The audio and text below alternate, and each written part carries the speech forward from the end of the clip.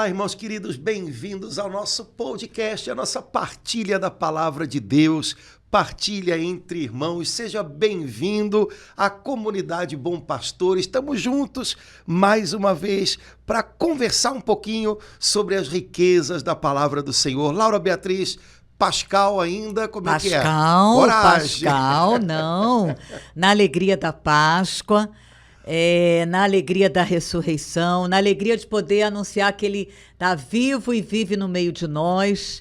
Vontade de cantar porque Ele vive o tempo todo, de manhã, de tarde, de noite. Se eu quiser, a gente pode cantar aqui. Pode? Não, eu agradeço, mas passo. Mas a alegria da Páscoa, né, Isso Padre aí, Antônio? São 50 dias de celebração, né? A alegria da Páscoa é para a vida toda. É para a né? vida toda. Mas, a cada domingo, né? Exato. Agora, nesses 50 dias que culminam na festa de Pentecostes, a igreja dá para a gente como um dever de casa manter a alegria. Esse é um grande desafio, né? Porque pode ser que na vida diária, né, nas nossas coisas, a gente tenha experiência de momentos legais e daqui a pouco de momentos complicados. E se a gente se deixar levar por isso, a gente fica numa montanha-russa, né? E a igreja nos convida nesse tempo a manter a alegria da Páscoa de Jesus. Apesar de tudo, no meio de tudo, manter essa alegria. Eu acho que é um bom desafio, mas é um desafio. Porque a alegria, acho que foi numa leitura litúrgica recente, se eu não me engano, bem recente, a alegria é fruto do Espírito Santo. Então, está além das nossas circunstâncias, né, Padre Antônio, emoção. Em cada Páscoa, eu guardo assim no coração as palavras do Monsenhor Elia, que ele era assim, nos chamava a atenção de uma forma assim, quase como uma falta grave você deixar a alegria da Páscoa por motivos, às vezes, até entre aspas, justos, né? Você deixar a alegria da Páscoa cair ensombreada, né? Então isso é um alerta, uma palavra de proclamação da Páscoa que inunda o meu coração de uma tal forma, né? Como a gente acredita que no céu, na liturgia do céu, os anjos estão cantando aleluia o tempo todo.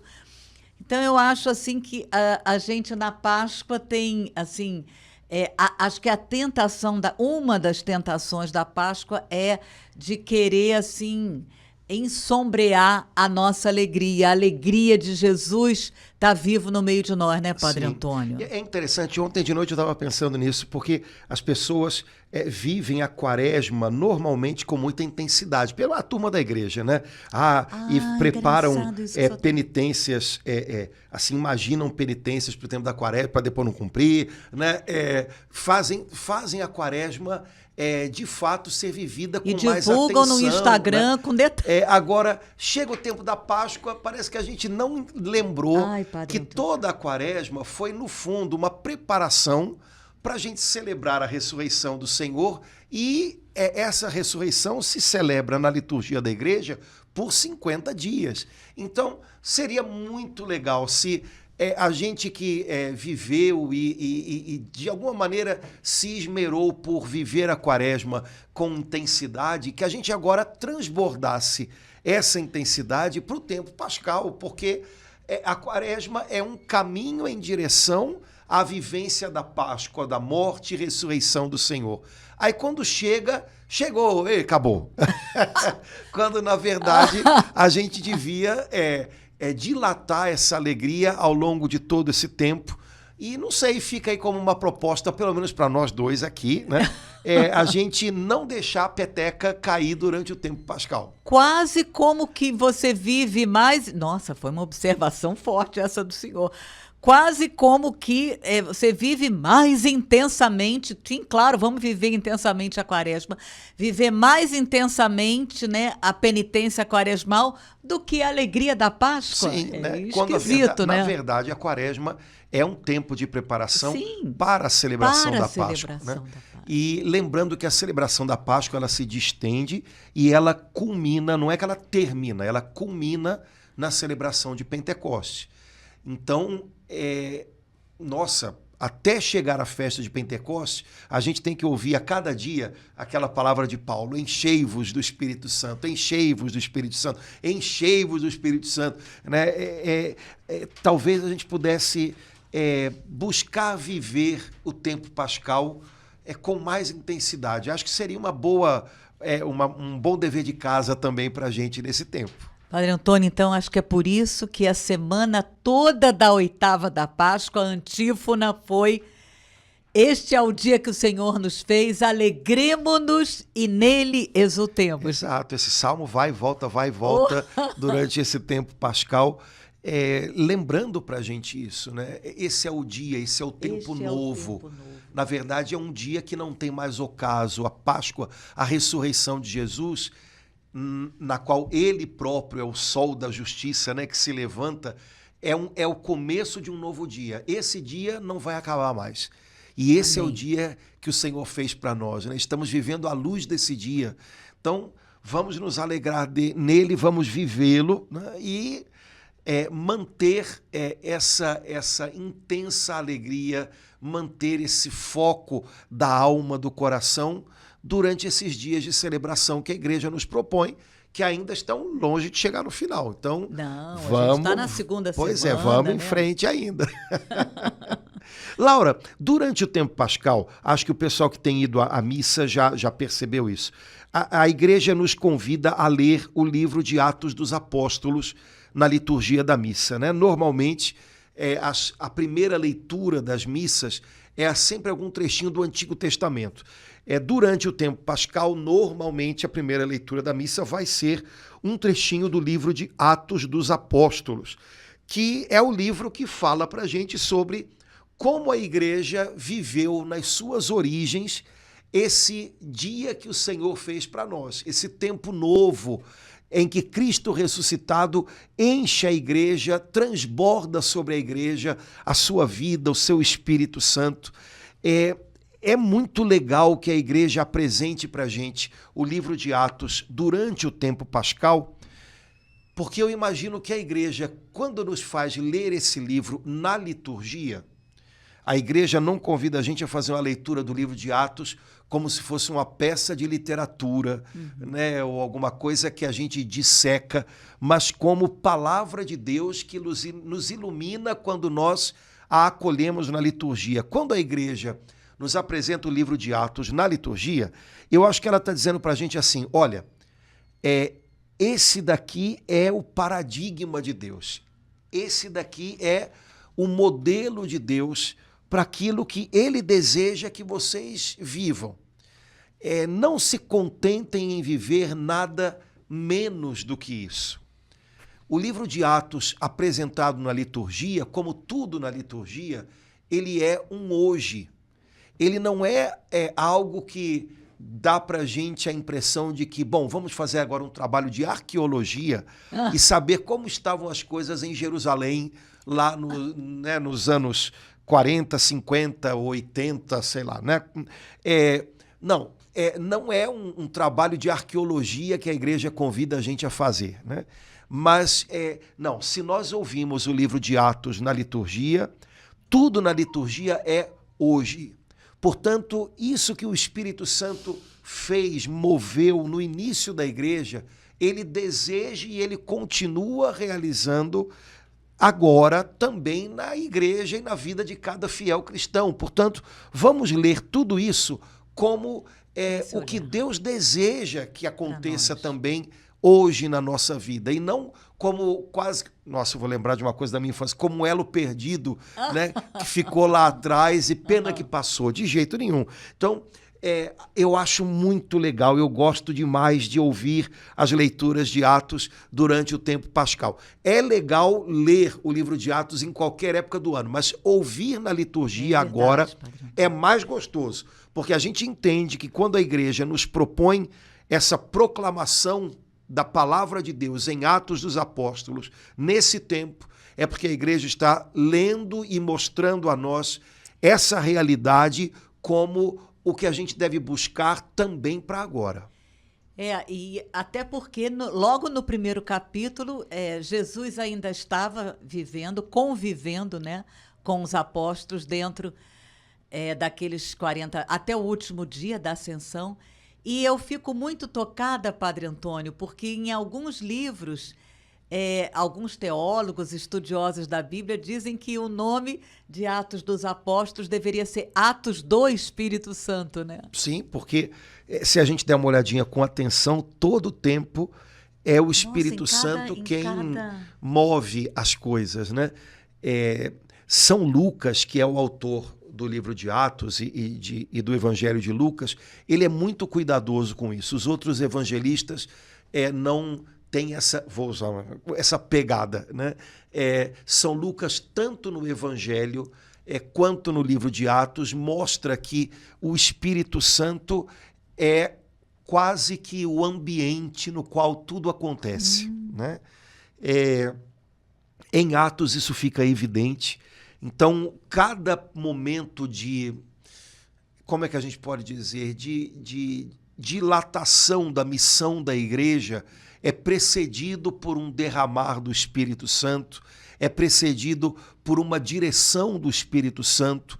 As decisões dos apóstolos são tomadas em conjunto com o Espírito Santo.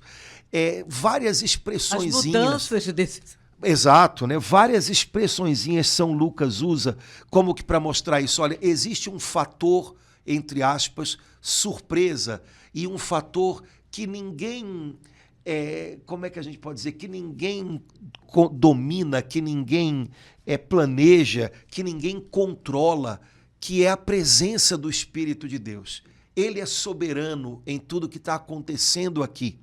O segredo é que haja uma concordância entre o coração dos homens e o coração de Deus pelo Espírito Santo. Quando isso acontece, a obra de Deus vai alcançando o que é necessário, vai chegando onde é desejado por Deus. Mas essa concordância, ela precisa acontecer.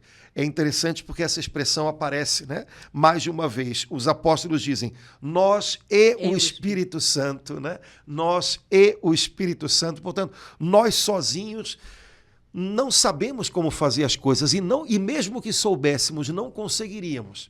Mas o Espírito Santo, a quem nós ouvimos, a quem nós damos atenção, de quem nós aprendemos tudo, ele nos mostra o caminho. Padre Antônio, enquanto o senhor falava, preciso dizer, assim, senti de repente, vi assim um panorama, Atos 1, 4, 6, assim, e uma ponta assim de tristeza de que como é ruim quando a gente faz as coisas sem invocar o Espírito Santo, como isso deve deixar o coração de Jesus triste, né? De um batizado, de um cristão, quando a gente vai... Porque em cada capítulo, em cada versículo de Atos dos Apóstolos, eles dependiam, eles ouviam, eles deixavam a ação do Espírito. Então, isso fica tão... Aí, quando o senhor falava assim, meu Deus, que coisa triste quando a gente, hoje, em 2025, não faz isso na nossa vida de cristão, daqueles que continuam aquilo que começou aqui, né? Atos 29 continua, né, na nossa vida hoje, né? Não sei se eu vou me explicar direito, vou tentar. O indicativo de que alguém ou uma comunidade, um grupo de pessoas está aberto a ser dirigido pelo Espírito Santo, e certamente, se há essa abertura, ele vai de mil maneiras ajudar essa pessoa, esse grupo, a busca da direção do Espírito Santo na oração. O indicativo de que uma pessoa, um grupo está recebendo o auxílio do Espírito Santo não é que tudo dá certo fácil, tá? Porque isso não acontece no livro de Atos, né? Não. O indicativo, ou seja, o que mostra que uma pessoa, um grupo, estão sendo orientados pelo Espírito Santo, não é que todos os projetos ficam evidentes, rápido e se concretizam sem nenhum tipo de problema. Ou que essas pessoas tenham experiências assim, assombrosas, incríveis todo o tempo.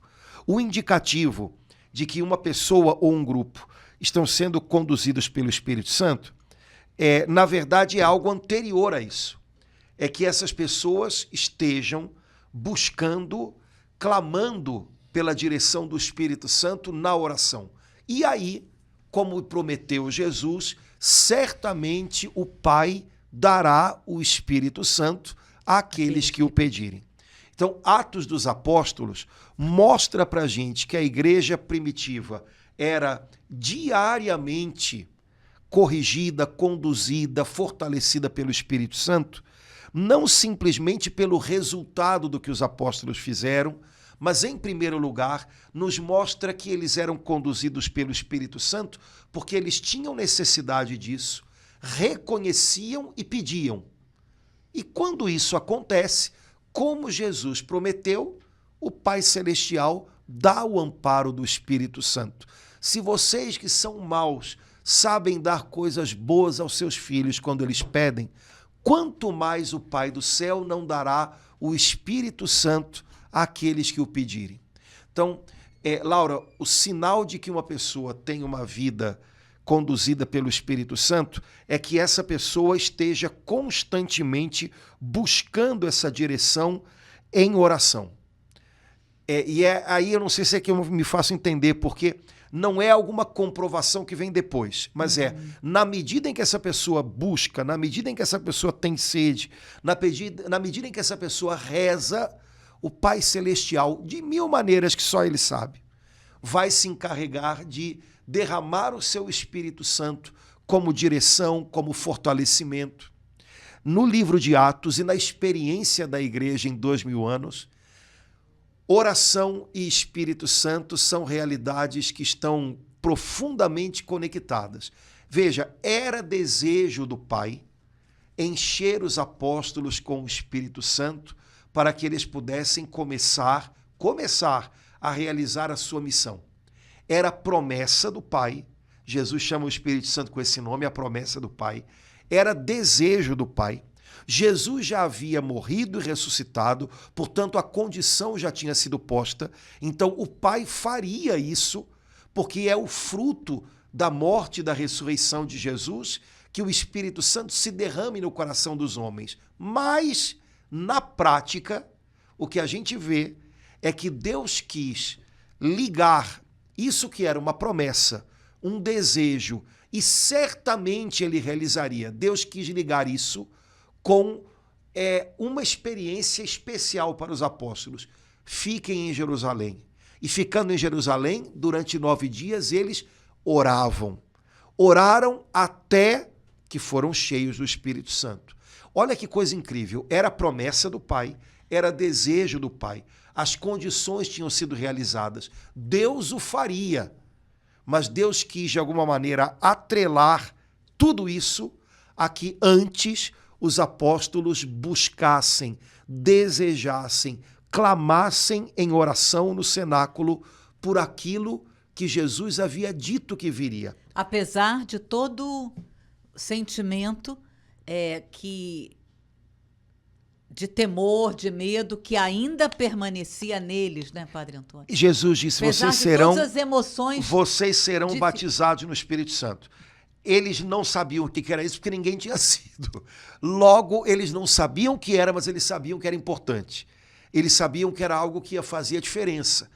E Jesus disse, olha, esperem até que... E eles esperaram. Só que eles não esperaram, eles esperaram orando, desejando, buscando. Deus quis atrelar o que ele já havia decidido dar à busca, à fome, à sede, à oração daqueles homens. Isso me parece algo fundamental, porque me parece que é paradigma para o que vem depois. A começar do dom do Espírito Santo e a partir dele muitas outras realidades. Deus quer, Deus prometeu, as condições já foram postas, Ele vai dar a nós, mas Ele decidiu atrelar isso à nossa fome, à nossa sede, à nossa busca, à nossa oração. pessoas que oram, que buscam, que têm fome, que clamam, essas pessoas experimentam uma vida dirigida, conduzida, fortalecida pelo Espírito Santo.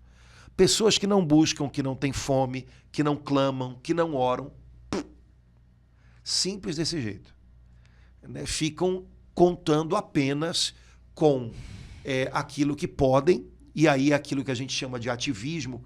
O Papa Bento XVI dizia muito isso, né? O ativismo, ele é uma espécie de pecado, porque, na verdade, eu não conto com Deus, eu conto só comigo. Eu não rezo. Uma pessoa jogada na agitação das atividades, ela não reza. Seja porque ela acha que não precisa, porque já sabe tudo o que tem que fazer, seja porque ela acha que não precisa, porque ela acha que dá conta, ela tem que dar conta.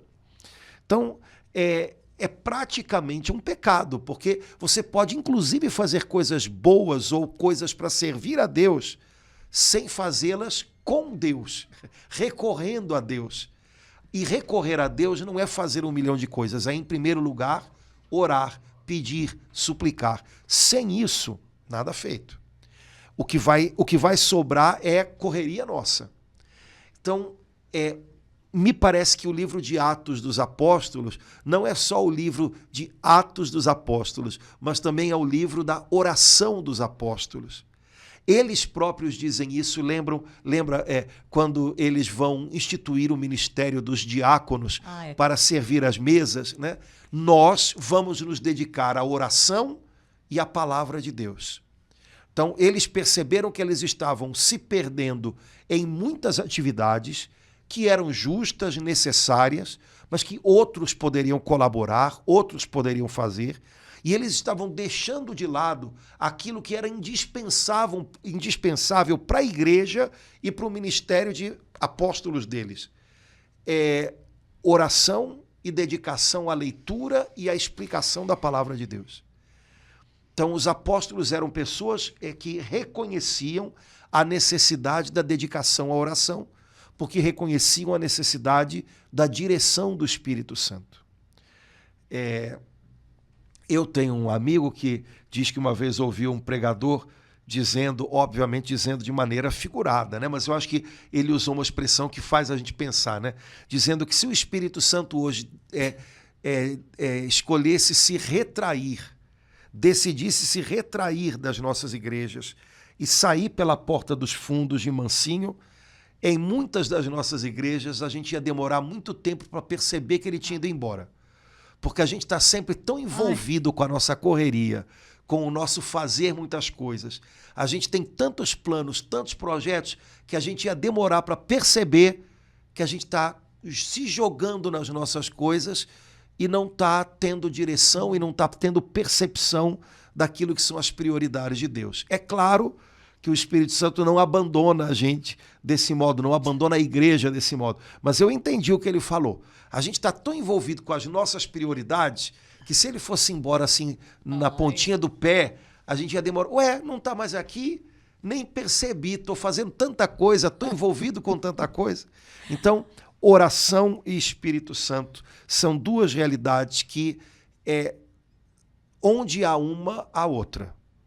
Onde falta uma, falta outra. Padre Antônio, eu fiquei com vontade, o senhor falando, de ler só esse pedacinho, né, da eleição dos diáconos, que está no capítulo 6.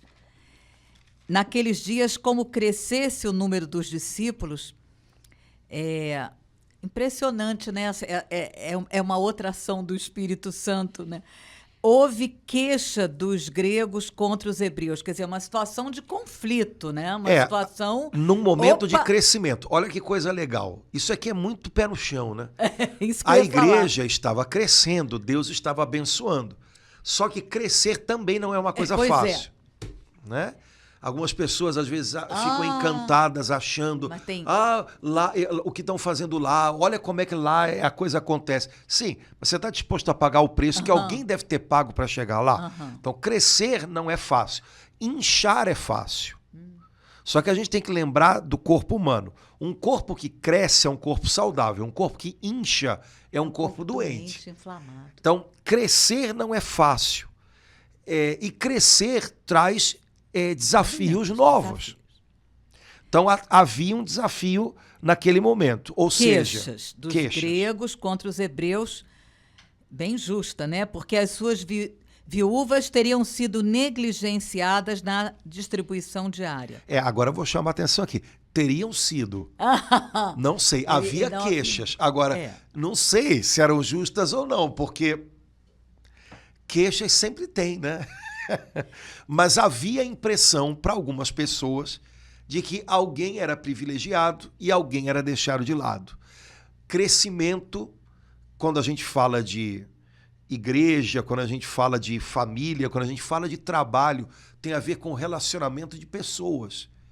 Normalmente, os nossos grandes desafios estão aí, né? Como é pessoas estarem juntas, também num contexto de crescimento, mas sem que uma olhe para a outra como deixada de lado, preterida, com ciúme, com inveja. Essas coisas todas vêm à tona quando há um movimento de crescimento. Quando Deus age, porque o crescimento real da igreja, não o inchaço da igreja, mas o crescimento real da igreja é sempre fruto do trabalho de Deus, as coisas nossas também vêm à tona. Algumas pessoas imaginam que quando Deus age num contexto hermeticamente fechado, como se fosse num laboratório. Não, Deus age na vida real com pessoas reais. Então, quando Deus age, quando a obra de Deus é edificada, um monte de coisas humanas também começam a aparecer. E a gente tem que ter maturidade para crescer desse jeito e compreender que é assim. E eu vejo, Padre Antônio, já como uma ação do Espírito, porque eles poderiam ter uma outra reação, tipo, ignorar. Não, vamos em frente, sair na... Mas não é isso que acontece, Sim. né? Versículo 2, Atos 6, 2. Por isso, por causa dessa queixa, né, os 12 convocaram uma reunião dos discípulos e disseram... isso aqui já é um discernimento, né, Padre Antônio? Não é razoável que abandonemos a palavra de Deus para administrar. Portanto, irmãos, escolhei dentre vós... Então, eles passam essa missão para outros. Né? Olha quanta coisa legal. A queixa era de que as viúvas de origem grega, né, teriam sido negligenciadas, teriam sido. Uhum. Como você falou, os apóstolos ouviram a queixa, era verdadeira, não era, mas eles perceberam algo. Olha, de fato, nós estamos sobrecarregados. Isso está dando espaço para esse tipo de olhar. Tem gente achando que não está sendo tão bem acolhida, tão bem cuidada quanto outros, porque de fato estamos sobrecarregados. Nós estamos pregando a palavra, estamos administrando, estamos tocando flauta, estamos chupando cana, então, olha que coisa legal. As queixas não vieram de tal maneira que eles tentaram encontrar uma justificativa. Não é isso não. Não é bem assim. Né? Seria a reação primeira e normal humana, quando alguém se queixa da gente. É verdade. Né? A gente se justifica, a gente diz que não é assim, a gente diz que você está entendendo errado, sei lá o quê. Né? Mas os apóstolos não fizeram isso. Não. Eles perceberam, de fato, estamos sobrecarregados. E aí, é o que você falou, se estamos sobrecarregados, precisamos de ajuda. Outra coisa tão difícil da gente aceitar, né? Que a gente precisa de ajuda. Né? Se expor de alguma maneira. Quando eu digo eu preciso de ajuda, eu estou me expondo, eu estou dizendo, olha, eu não dou conta sozinho. E numa tacada só, os apóstolos fizeram tudo isso, esse movimento na contramão do que é o que se espera do nosso eu ferido. Se alguém faz queixa de mim, eu me justifico, eu digo que não é assim não, eu vou mostrar que eu dou conta. Os apóstolos fizeram totalmente diferente. Né? Então, não é razoável que a gente deixe o que de fato é importante, a palavra de Deus, para fazer algo que a gente pode contar com a colaboração de outros, que é administrar. E aí, outra coisa legal, versículo 3, portanto, irmãos, escolhei entre vós. Não foram eles que escolheram. Pois é. É muita coisa aí acontecendo de uma vez só, né? Ou seja, eles passando, né? Escolhei entre vós. Eles apostaram nos outros, escolham entre vocês. O nome de todos os diáconos são nomes de judeus gregos, judeus de diáspora, judeus de cultura grega. Tá. Ou seja, vocês trouxeram um problema, resolvam. Tragam para a gente 7 entre vocês que possam nos ajudar. Os apóstolos não tomaram, nós vamos escolher, nós vamos dar a solução. Os apóstolos disseram a quem tinha trazido o problema, ajudem a gente, mostrem 7 homens dentre vocês. Todos nós estamos aqui não para ser problema, estamos todos aqui para ser solução. Então, sejam solução agora para o problema que vocês próprios trouxeram. Mostrem 7 homens para a gente, tem condições, né? Mas 7 que possam nos ajudar nisso. Os apóstolos não tomaram para eles uma responsabilidade. Que poderiam até, né? Mas que era de outros. Essa semana eu estava vendo um videozinho muito legal na internet de um pedagogo falando sobre... falando para os pais, né, sobre educar crianças com fibra, né, com espírito forte. E ele dizia, olha, à medida que a criança cresce, dê para a criança responsabilidades que ela seja capaz de assumir. Então, uma criança de 6 anos pode fazer alguma coisa, não pode fazer o que um adolescente de 12 faz. Se você der para uma criança de 6 uma tarefa que um adolescente de 12 pode realizar, você vai sobrecarregar essa criança. Mas uma criança de 6 já pode, sei lá, ajudar a mamãe a arrumar a cama. Pois então, esticar o lençol. Ponha ela para fazer. Essa criança precisa, à medida que ela cresce, ir assumindo as responsabilidades que são próprias da idade dela, para que ela tenha segurança para fazer isso, para que ela perceba que é capaz, para que ela se sinta participante de algo maior. Eu falei, cara, é muito isso, né? Aí eu estava lá nessa semana com as crianças lá da catequese, teve um retirozinho delas lá, e quando terminou o almoço, as catequistas pediram para elas ajudarem a colocar as cadeiras nos lugares e tal. Eu falei, tem que ser assim, deixa. Eu vi lá uma menininha fazendo força para encaixar uma cadeira na outra. Ela ia conseguir. Eu estava olhando e eu percebi, não, ela vai conseguir. Deixa ela fazer, porque ela está se sentindo importante de ajudar a arrumar aqui o salão da igreja e tal. Os apóstolos queriam que essas pessoas se tornassem pessoas maduras. O Espírito Santo é o Espírito que nos lembra que nós somos filhos de Deus, mas filhos que estão amadurecendo, e não filhos eternas crianças. Então, os apóstolos queriam que aquelas pessoas amadurecessem. Vocês têm uma responsabilidade. Tragam para a gente agora uma solução. Tragam as pessoas que vocês consideram que podem ajudar nisso. Vocês trouxeram um problema, então agora a gente conta com vocês. Escolham vocês. Vocês são capazes de escolher. Escolham vocês. Logo, e a palavra escolham, né? Que é uma coisa que normalmente, por exemplo, pais têm muito medo de que os filhos escolham errado. Pois numa igreja, a gente às vezes pode ter muita dificuldade de responsabilizar as pessoas com medo de que elas escolham errado. E elas podem escolher errado.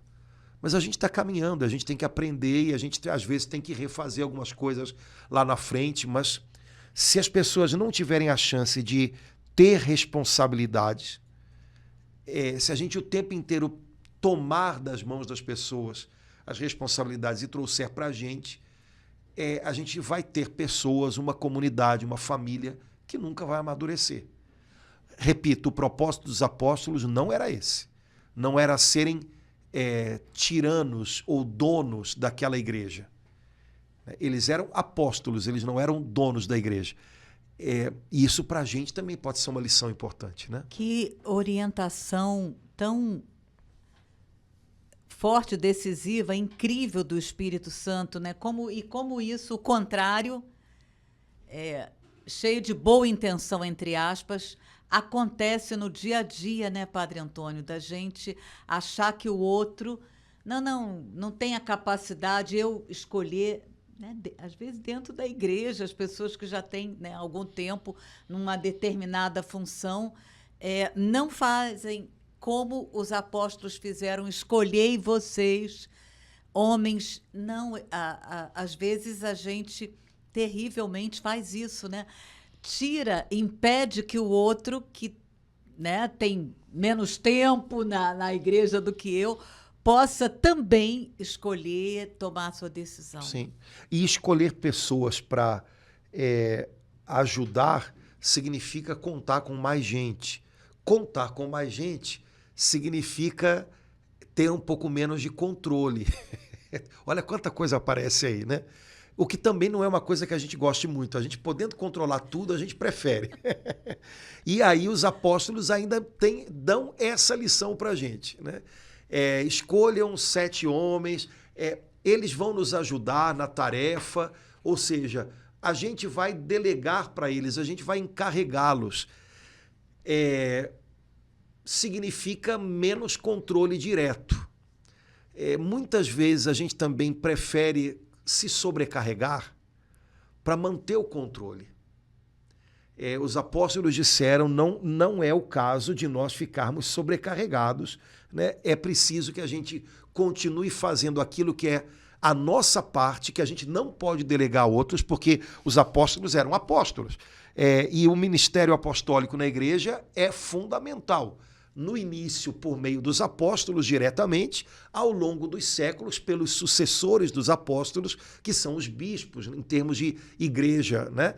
Então, o ministério dos apóstolos é intransferível, ou seja, o ministério dos apóstolos e dos seus sucessores não pode ser delegado para outros. Olha, você não é apóstolo ou você não é sucessor dos apóstolos, faça... Não, eu não posso fazer o que cabe a eles. Mas eles tinham consciência de que havia coisas que não cabiam diretamente a eles e que podiam ser delegadas, encarregadas a outros. E isso eles estavam dispostos a fazer. Então, eu sei o que é meu, eu não posso abrir mão do que é minha responsabilidade, porque o nome disso é omissão, mas eu também sei o que outros podem fazer melhor. Eu também sei o que outros podem realizar e posso contar com eles. Isso significa que eu vou ter menos controle direto sobre tudo, mas eu vou poder contar com mais gente, vou me sobrecarregar menos, vou me dedicar mais àquilo que é necessário e que é essencial ao meu serviço, ao meu ministério, e vou ver lideranças brotando. Isso tem a ver com igreja, com família, com trabalho, com tudo, né? E é bonito porque, com essa expressão aqui, e nós os encarregaremos, quer dizer, eles abençoando a decisão que os outros tomaram, né? Já antecipadamente, né? Sim. Eles afirmando, e nós os encarregaremos deste ofício, quer dizer, abençoando a escolha que os outros fizeram. Confiando na escolha dos outros, né? Isso. Porque quando você dá uma responsabilidade a alguém, você está confiando nessa pessoa. Você pode quebrar a cara, eu sei disso. É verdade. Mas riscos se correm, né? E Jesus correu. Jesus correu esses riscos, isso é fato, né? Então, agora, Laura, para que esses 7 homens fossem escolhidos, os apóstolos deram algumas condições, que estão no versículo 3. Pois é, né? Então, as condições, cadê? São quais? 7 homens de boa reputação. Só um parênteses, Padre Antônio, quer dizer, eles já perceberam que não era 4, nem 10, nem, né, precisava de ser 7. 7. E também eram homens, né? E também eram homens. 7 homens de boa reputação, cheios do Espírito Santo e de sabedoria. Então, os apóstolos não queriam contar com qualquer pessoa, nem com a pessoa errada. Eles queriam contar com pessoas que, de fato, pudessem estar ali onde eles estavam precisando e contando com a ajuda. E os critérios deles foram só 3. E que eles próprios, né, entre a comunidade dos gregos, né, tivessem, em primeiro lugar, boa reputação. Ou seja, que não fizessem parte de nenhum tipo de grupinho, de minoria, que todo mundo reconhecesse como pessoas que não fossem parte de panela, de fofoca, de nada disso. Ou seja, todo mundo reconhece, não, essa é uma boa pessoa. Normalmente são pessoas que estão preocupadas em viver algo com Deus e não preocupadas em fazer parte e serem afirmadas por um grupo. Porque aí você vira parte de uma fofoca, você está alinhado demais com um grupo, você possivelmente não vai ser considerado pelo outro. Quando você está buscando andar com Deus, mesmo por aqueles que não são do seu grupo, você é relativamente bem falado, vamos dizer assim. Então, que não sejam pessoas envolvidas em fofocas, em disputas. Depois, que sejam homens cheios do Espírito Santo. Os apóstolos não queriam contar com pessoas que não fossem cheias do Espírito Santo. Como a gente falou antes, pessoas cheias do Espírito Santo, como é que eu posso reconhecer isso? Pessoas de oração. E cheias de sabedoria. Ou seja... eles destacam, né, como terceiro ponto a sabedoria. São pessoas que os outros percebem, não porque ouviram falar, mas em situações práticas que têm ponderação, tem equilíbrio, nas situações difíceis ou tensas, dão uma palavra que congrega, que desfaz maus entendidos. Sabedoria. Então, me parece que os apóstolos não estavam apostando em qualquer coisa. Eles estavam se arriscando, sim, mas era um risco dentro de algo que, olha, nós precisamos que vocês tragam até nós, homens, que não façam parte de partidos e fofocas, que sejam homens de oração, que estejam se enchendo do Espírito Santo e que sejam homens sábios, que num momento difícil, num momento de fofoca como esse, num momento de insatisfação ou de queixa, vão saber se comportar com equilíbrio, com serenidade, dando uma palavra boa, recongregando e não afastando mais ainda. Padre Antônio, que coisa incrível que o Espírito Santo... A palavra de Deus aqui em Atos 6 nos mostra, né, uma situação a princípio de tensão, né, de conflito, havia uma queixa declarada, quer dizer, então se tornou pública, todo mundo sabia que havia essa queixa, né? E o Espírito Santo vai dando passo a passo um discernimento, a orientação para que eles pudessem ter a ação final. Isso no capítulo 6 do livro de Atos dos Apóstolos. A gente já está no capítulo 40.588. E no capítulo 6 já está aparecendo isso tudo. Lembrando, onde Deus age, Deus não age à revelia dos homens, Deus age por meio dos homens. E os homens trazem junto consigo o melhor, a abertura para a ação de Deus, a disposição em obedecer e o complicado, né? As suas queixas, as suas insatisfações, enfim, isso tudo. Então, isso também me parece que é uma coisa consoladora, né? Porque os estudiosos do livro de Atos costumam dizer que São Lucas deu uma imagem idealizada da igreja, né, de Jerusalém e tal. Tudo bem, mas ele idealizou, mas não tanto. Porque de vez em quando tem uma bola fora aqui, né? Ananias e Safira que estão escondendo o dinheiro, agora aqui o pessoal se queixando de que tem uma coisa que funciona e outra não. Então, se ele idealizou, ele não fez questão nenhuma de esconder que havia problemas. Como que para dizer para a gente, olha, à medida que a igreja cresce, crescem também os desafios, fora e dentro. Então, aprendam a lidar com isso. O Espírito Santo vai ajudar vocês a lidarem com tudo isso.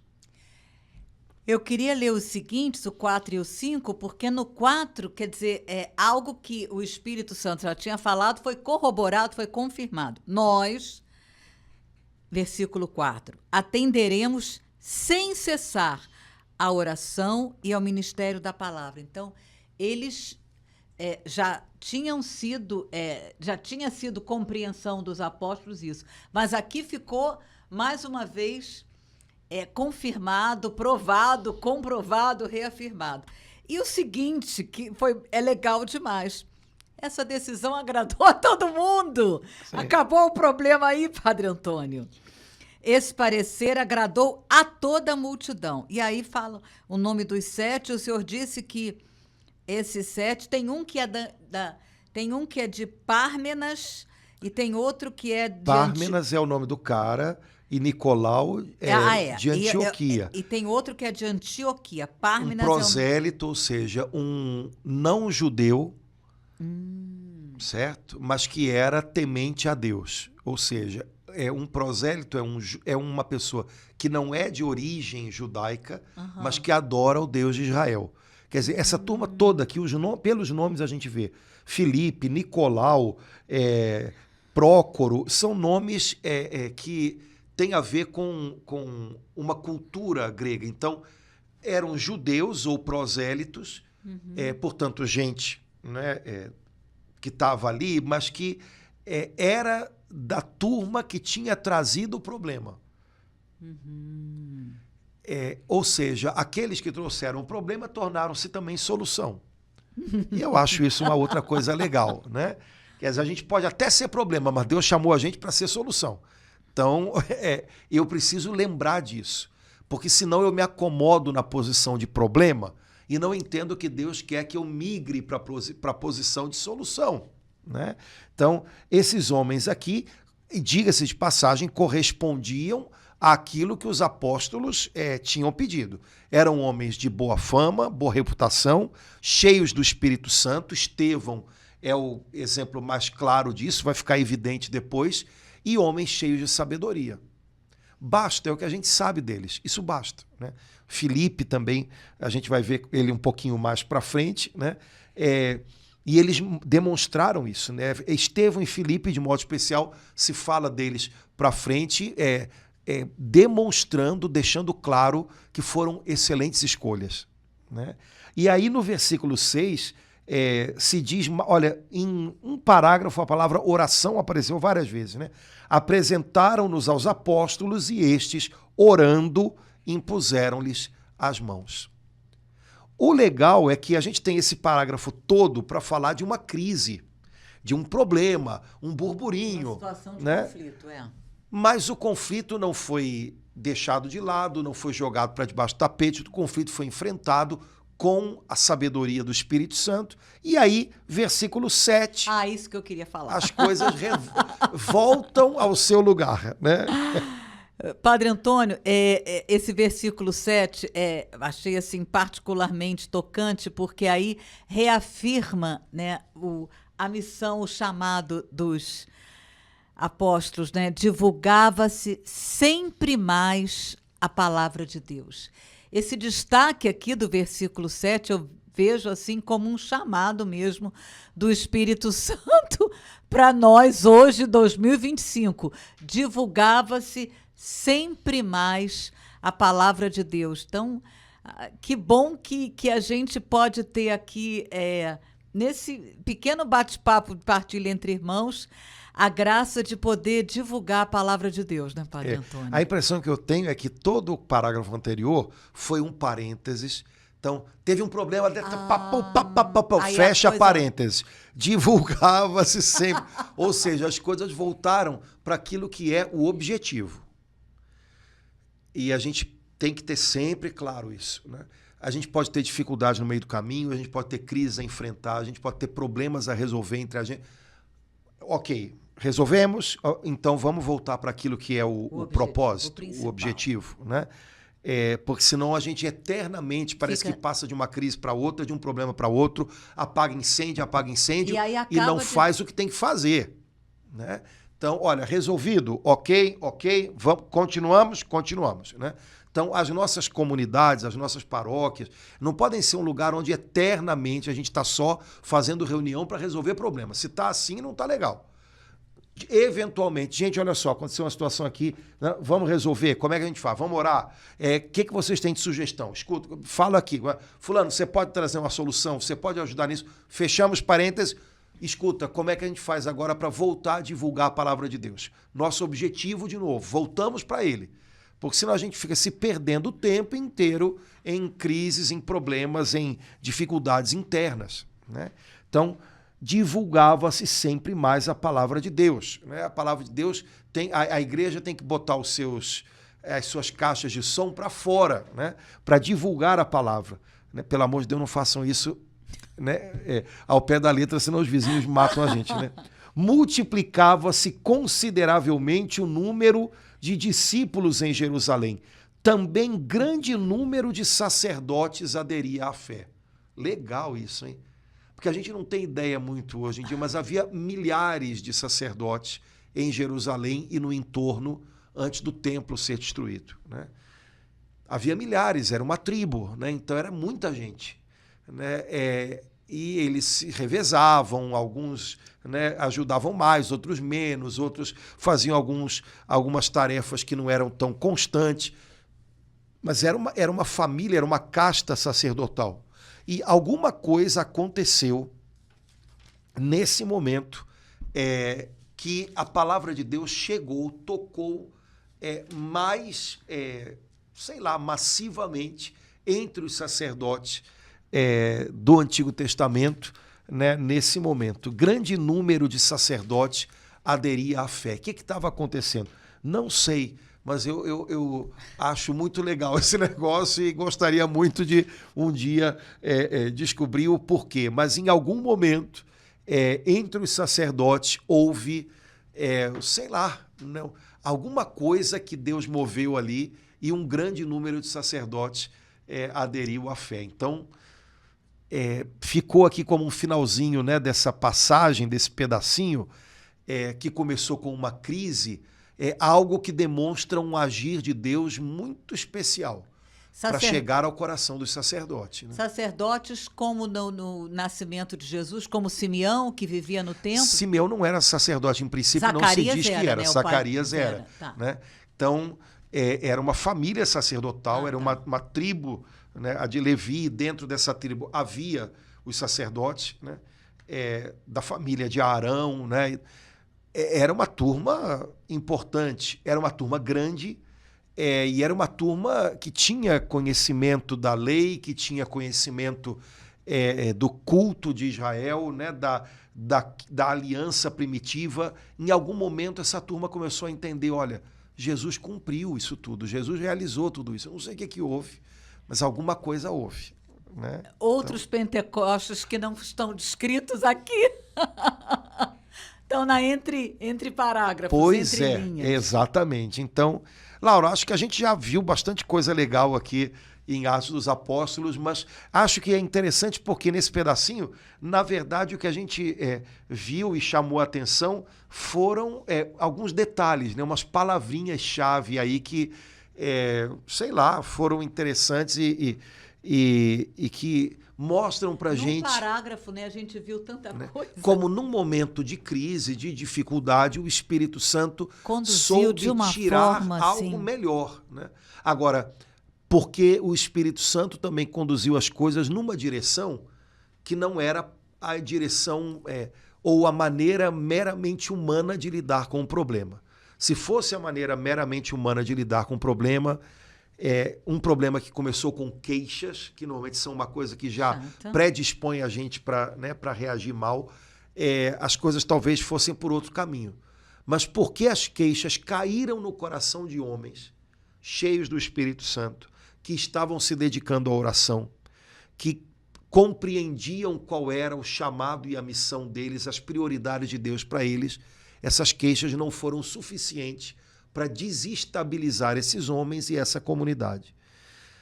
Então, no fundo, muita coisa tem a ver com como está o nosso coração quando os problemas caem dentro dele. Né? Os problemas vêm, as coisas vêm, mas quando elas caem no coração da gente e o nosso coração está revestido do Espírito de Deus, é uma reação, é um jeito como as coisas caminham para frente. Quando as coisas caem no nosso coração e o nosso coração está descoberto do Espírito Santo, não está adestrado em oração, está vulnerável a qualquer tipo de reação mais superficial, humana, aí a gente descarrilha tudo e o trem acaba batendo. Então, talvez uma grande primeira questão seja essa. As coisas que têm me acontecido, as situações que eu tenho vivido, elas têm caído num coração que está de que maneira? Meu coração tem andado como? Se é um coração que está sendo coberto pelo Espírito Santo e pela direção do Espírito Santo, eu consigo reagir de um jeito melhor. Se está descoberto, ele fica vulnerável a reações superficiais e ruins. Então, Senhor, cobre-me do Teu Espírito Santo, dirige-me com teu Espírito Santo, me ajuda a reagir com o impulso do teu Espírito Santo e não com o impulso da natureza carnal que reage de um jeito, às vezes, tão agressivo, tão mal. Senhor, eu preciso ser dirigido, coberto com o teu Espírito Santo. Oração, oração. Sem isso, a gente acaba vulnerável a muita coisa que não é legal. A gente precisa, como é bom a gente voltar em Atos dos Apóstolos, esse livro incrível para a gente ver em cada momento de crise, de equilíbrio, de tudo bem, de tudo péssimo, como que o Espírito Santo foi conduzindo o início da igreja, né, Padre Sim. Antônio? Os apóstolos. E é o padrão que ele tem para hoje também. Então, não mudou. Não mudou. Vem Espírito Santo e ajuda nós, ajuda a gente nessa tarefa desafiadora, né, de crescer, de ser responsável e de contar com a responsabilidade de outros, né? Ajuda-nos com essa tarefa de divulgar sempre mais a palavra de Deus e cada um de nós no lugar onde o Senhor nos colocou. Mas eu tenho certeza que Ele nos colocou a todos nós numa família, numa igreja, num ambiente de trabalho, num mundo, que é o mundo de hoje, que precisa de pessoas conduzidas pelo Espírito Santo. Então, que o Senhor nos ajude para que a gente seja desse tipo de pessoa, que nós não sejamos só problema, que nós sejamos também solução, porque para isso nós fomos chamados por Deus, para ser parte da solução nos tempos de hoje. Então, vamos abraçar isso. Vamos embora. Beleza, Laura? Vamos parar por aqui, senão o pessoal vai embora e a gente fica conversando sozinho, não pode. Então, irmãos queridos, obrigado pela companhia, Deus abençoe muito e continuamos nesse tempo pascal na alegria da ressurreição do Senhor. Vamos em frente. Jesus no meio de nós. Tchau, irmãos. Até logo.